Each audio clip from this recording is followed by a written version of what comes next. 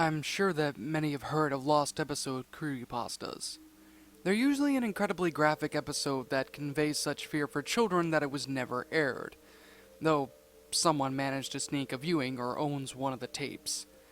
The most popular example of this is Squidward's suicide, in which Squidward commits suicide, hence the title.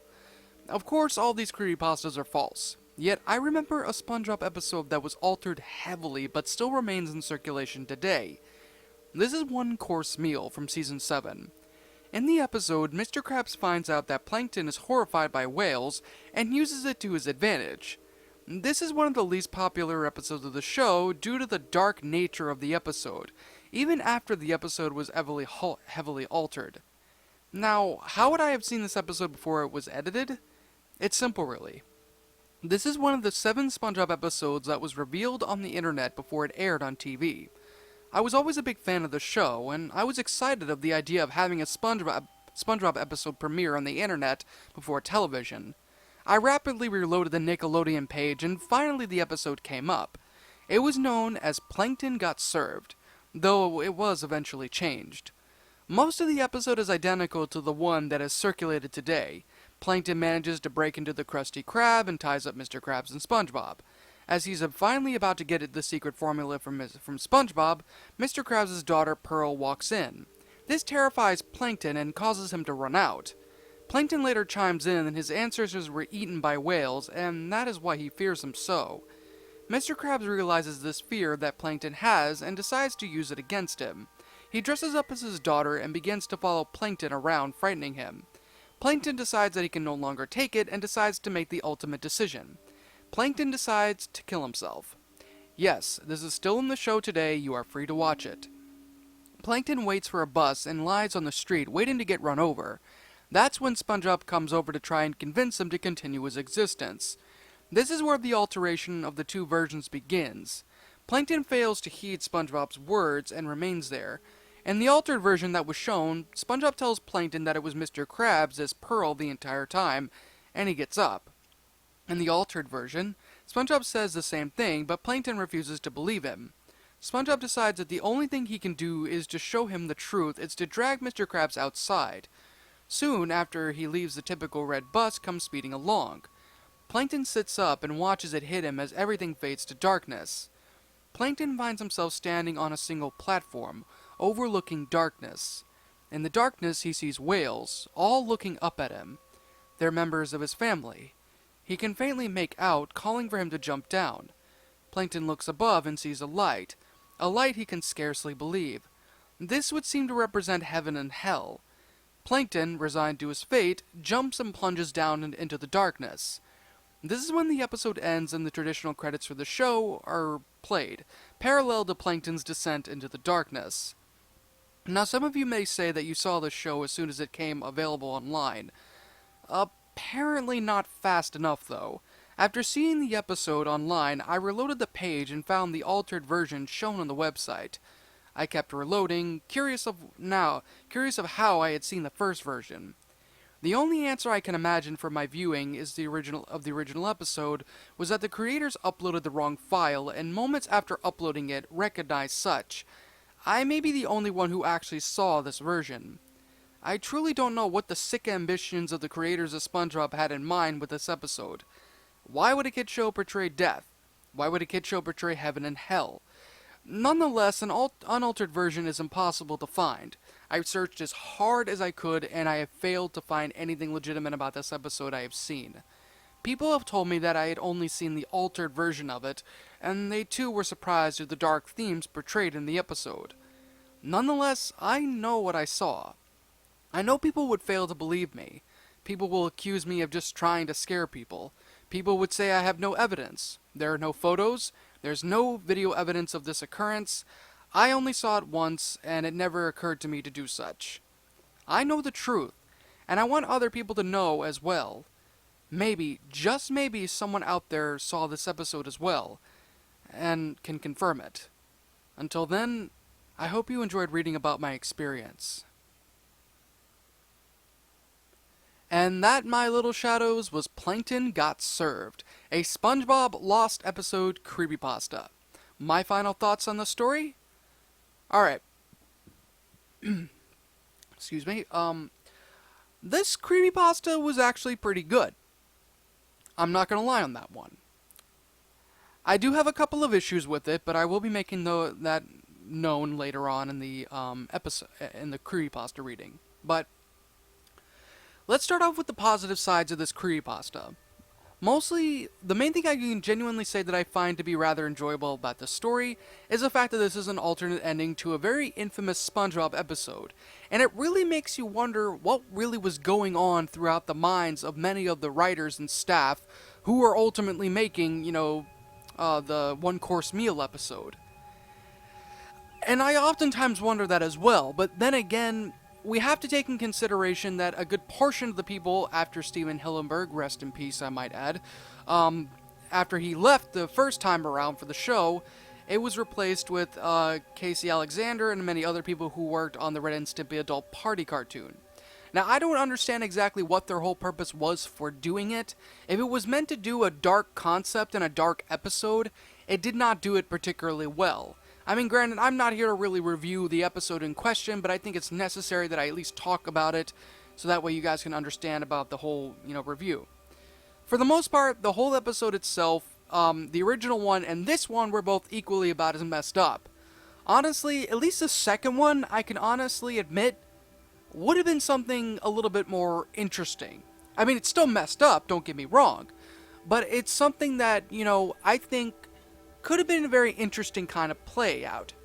Now, with that said, I do have a couple of complaints with the story. The first one being the mentioning of creepypastas, and this is actually at the very beginning. Saying, I am sure that many have heard about lost episode pastas. This is a rule when it comes to creepypastas. Never mention a creepypasta, and never mention you mentioning creepypastas. It does not work that way. Unless you really know what you're doing or it plays into that specific concept, there's really no honest reason for a person to sit there and use something like that. I mean, I understand why it was doing it. In a sense, in a matter, it was trying to more or less play out a point, but I honestly can say that it doesn't exactly work too well with this story.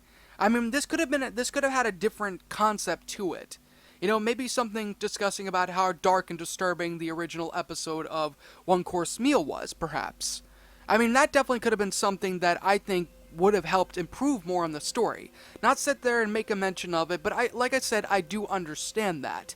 And to a small extent, I'm willing to give it a pass on the matter, but at the same time, I just can't really do that because it does mention other lost episode stories a bit too often in the creepypasta itself, which is extremely unfortunate. Another thing I can actually say about this creepypasta that I genuinely can say really gets on my nerves a bit, besides the mentioning of the lost episode pasta, the fact that nobody else can find the video. I'm quite sure that people have found a way to sit there and download the thing before it was refreshed. I mean, it's very much likely that that could have been the case and somebody could have easily done that. I mean, we live in an age of technology where a download is usually just one click away. Somebody could have easily done that. Paused it, highlighted the text, and then boom, there you go. Like the original episode. Or at least took screenshots of it. I mean, even if it was a select very few amount of people, there's no rhyme or reason for there not to be any remote kind of screenshots or things like that available. It just doesn't exactly, play out too well. Now, I get it, it's a fake story. It's kind of obvious that this is a fake one, but there still could have been at least, a better explanation. A better explanation of its own self. Now, another thing, too, that I have a bit of a problem with is the questioning. And this is something that I've always found to be ridiculous. The whole, why would a kid show portray death? Why would a kid show portray heaven and hell? For one, many cartoon shows have depicted both sides of the matter, especially way back in the earlier time before things started to get a little bit more sensitive kind of deal. That's exactly how things have gone out. Many, many, many cartoons, even, Nickelodeon ones like Rocko's Modern Life and Ren and Stimpy and other shows, and even freaking Pinky and the Brain, use the concept of heaven and hell, in a couple of their episodes, honestly, and it's worked. It's worked well. And the whole concept of death, well, I mean, many shows have done that. Even more lighthearted shows have dealt with the concept of death itself. You know, why would they portray death? Why would they portray any of those things? Because maybe there's a good reason for it. Many cartoon shows and kid shows have dealt with this topic before. Now, I could understand if you were saying along the lines of why did they do it in this manner. That would have been a little bit more understandable and a bit more believable.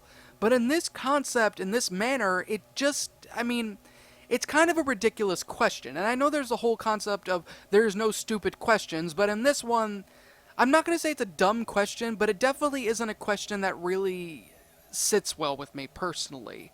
Many shows have used different kind of edgy kind of concepts and things like that. I mean, it's perfectly fine and it's normal as long as they aren't going completely and utterly over the rail here. I mean, but still, you know, there is that part. Now, do I have anything else negative to say about the story itself? To be completely and utterly honest, other than those main issues I've ultimately played out, the rest of the concept itself really wasn't exactly as bad as I thought it would be. I mean, the episode itself is well detailed, a little bit on the short side, I will admit, but at the same time, something that I can say is, well, enjoyable nonetheless. It's definitely a very enjoyable creepypasta, even with its specific flaws and things like that within it. But, of course, like I always say, this is simply my own personal opinion, and if you disagree with it, that's perfectly fine too. We're all entitled to our own opinions in regards to these creepypastas, and this is simply my own personal thoughts. My final rating of the story would have to be a 8 out of 10.